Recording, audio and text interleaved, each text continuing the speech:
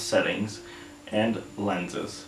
So the most cinematic frame rate you can use is 24 frames a second, and that's good for what I'm doing now, talking head, interview style stuff, or filming in general. If you're filming someone walking or riding a bike and you want a nice motion blur behind it, that's the frame rate you would use. But in the sequences you've seen at the beginning of this section, I used 60 frames a second for a nice buttery smooth slow motion. And that's great for your B-roll shots. And what you would use B-roll for is telling story. If you're making a film and you were saying, I'm here doing this now, and then you cut, and then all of a sudden you're in a restaurant with your friends, you're not really showing what you're doing, you're just saying, I'm here doing this now, I'm here doing that. What B-roll does is emphasizes, well, not emphasize, it tells that story a little bit better.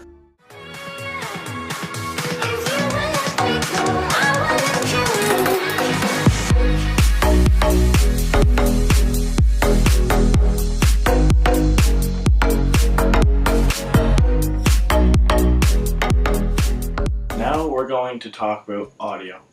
The best way to get clean, crisp audio is to use a microphone. Now, the most common microphone used on most film sets and documentary sets and whatnot is a shotgun microphone. Now, what a shotgun microphone does is it records audio in the way that's pointed.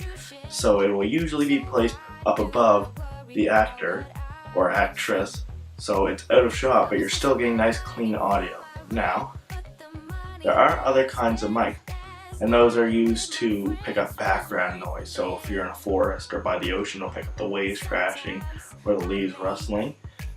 And those are used to like immerse the viewer in the film, so it feels like they're there with the person that's talking. So it's not just me in the woods talking, it's me in the woods talking with different background noise, so it feels like the viewer's actually there with me, talking to me. Audio can make or break your film.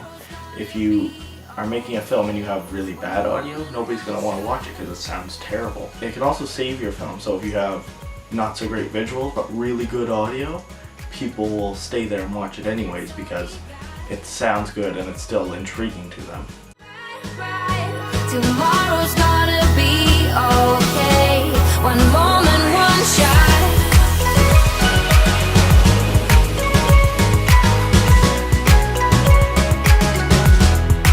That's all we got.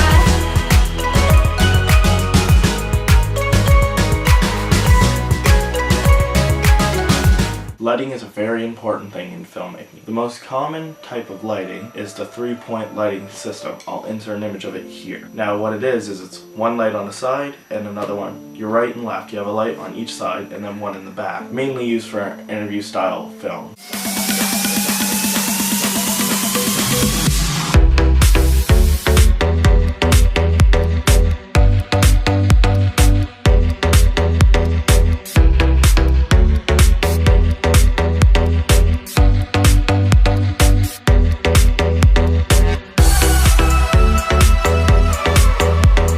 Now we're going to talk about stabilization.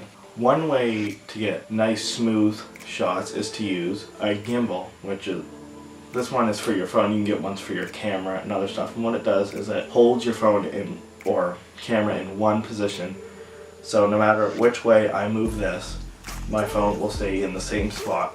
Or you can use a tripod or a Steadicam. They all basically do the same thing, is hold your camera still so you get nice smooth shots, because the last thing you want, unless of course you're going for that kind of look, is a really shaky, unstable video.